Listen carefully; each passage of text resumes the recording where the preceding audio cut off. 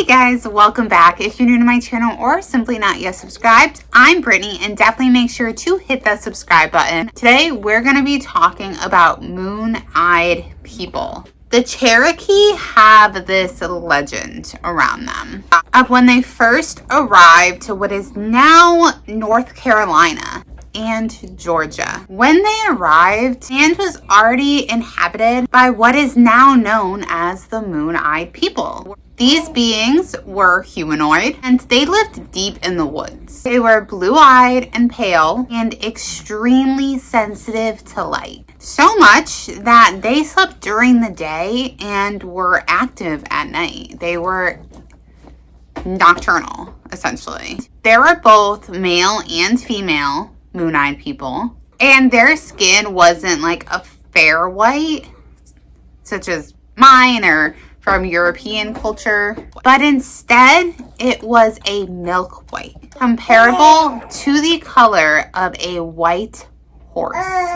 And you don't go around seeing people with the skin color of a white horse. On top of that, they were covered in short, fine white hair, which only added to just how vibrantly white their skin was. And all of the hair on their body was white as well. It was believed that the men had short white beards. Their hair was very fine and would only grow to about 6 or 8 inches and would curl at the end. And their eyelids would bend and open in an oblong way, and they would point down at the corners, kind of like an upside down crescent moon. Because of their sensitivity to light, it was believed that they built underground caves and small huts that were made of logs and wood that were very low to the ground. It's believed that the Cherokee came during the day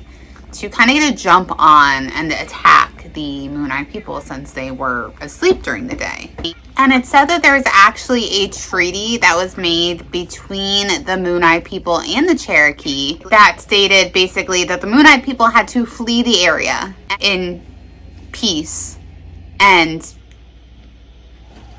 there'd be no more killing, but they had to leave. So they fled west into the Smoky Mountains and were never seen again. Almost never seen.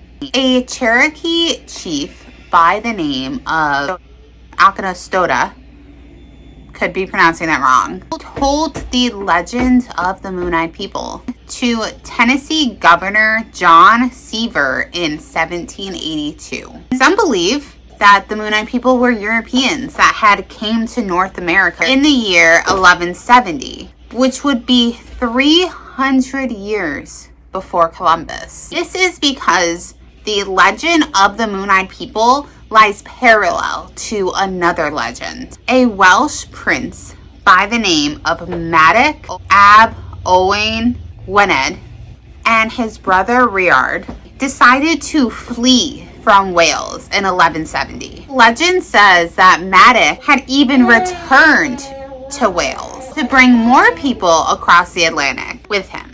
Both Madog and Rhiard disappeared from history, but their stories kind of lived on through oral tradition, so through stories or songs. Whether the moon-eyed people were Welsh or not, there is definitely evidence of the Welsh living in this area at one point. There are mysterious mounds that when the Welsh settlers had went to this area, they saw striking similarities between their culture and the indigenous culture of the New World. They found stone forts that looked just like the ones that their ancestors had built in Wales. And some indigenous people had pale skin and blue eyes and red hair. And even some of the native language was so similar that some of these Welsh settlers could communicate with the indigenous people because of the similarities. And to communicate verbally, that's a big thing. It's believed that the previous Welsh settlers had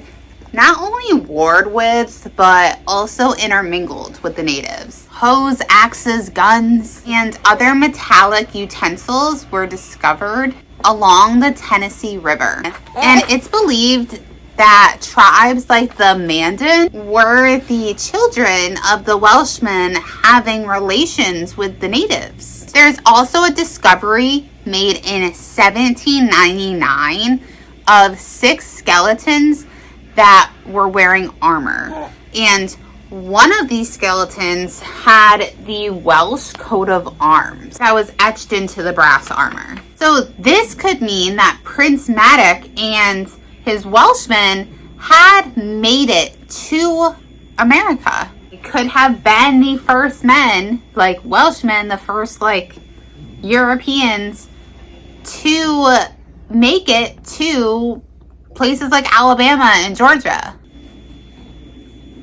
In Fort Mountain in Georgia, in the Appalachian Mountains, there are crumbling traces of what was once believed to be a mighty wall. It's almost 900 feet long, 7 feet high in some places, and 12 feet thick. The wall has a huge resemblance to European battlements. However, some historians don't think that the wall has anything to do with the Europeans or the princes. And some estimate that the wall was actually built between 400 and 500 CE. A museum in Murphy, North Carolina, is said to have a moon-eyed people artifact that was discovered by a farmer in the 19th century who dug up the statue. This statue appears to depict 2 humanoid figures that are either standing really close together or conjoined. They have flat faces, and the statue is actually quite large. It's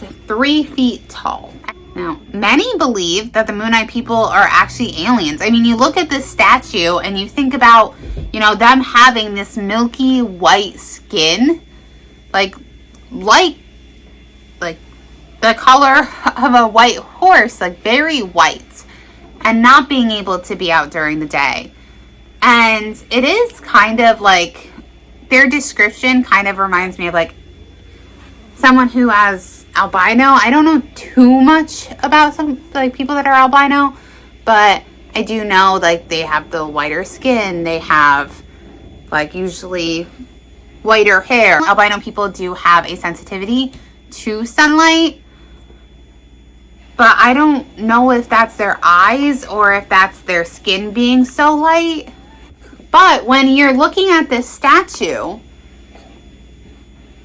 the first thought is aliens. Now, the Cherokee is said to move to the area around Murphy, North Carolina, sometime around 1100 and 1200 AD. And when they moved there, the Moon-eyed people were already there. They were already established. They were living there. So the timeline doesn't really add up for it to be the princes. It was closer to the 1100 mark because that was the year that the princes went there. So if the princes had already went there in time that the Native Americans had went there, then the Welshmen wouldn't have been established there yet.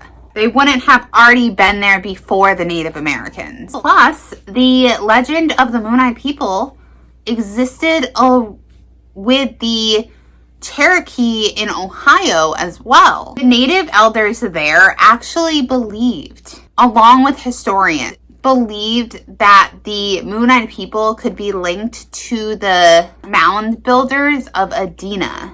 The mound builders of Adena culture that dates back as early as 500 BC. Well, this doesn't exactly meet the 100% criteria of the Moon-eyed people, but I thought it was interesting to include, especially since beings, I mean, that was obviously a while ago, and beings can adapt or change. So one account that is often linked to Moon-eyed people is the Kelly Hopkinsville encounter that happened in 1955. She saw a silvery-skinned humanoid being that was 2 to 4 feet tall and had large yellow eyes with a sensitivity to light. Again, this doesn't sound exactly like Moon-eyed people.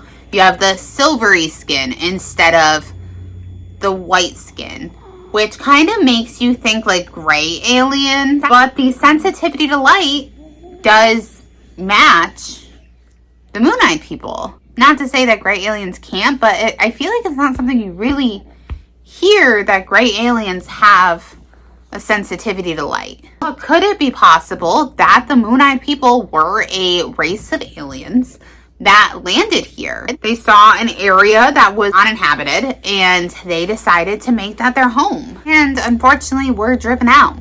I don't believe that the Moon-eyed people were Welsh. I believe that the Welsh were there, but after the Moon-eyed people. I don't think the Moon-eyed people and the Welsh were there at exactly the same time. Maybe close timelines, but I don't think it was exactly. I really don't believe that the Moon-eyed people were Welsh. Let me know what you guys think in the comments down below. If you think that the Moon-eyed people were Welsh, if you think that they could be aliens, or something else entirely. Make sure to like this video, hit the subscribe button, and I want to hear all of your guys' thoughts in the comments down below. I thought, when I heard about the Moon-eyed people, I thought that it was really interesting. I dove down a mini rabbit hole trying to gather as much information as I could about it. Until next time, bye. Say bye.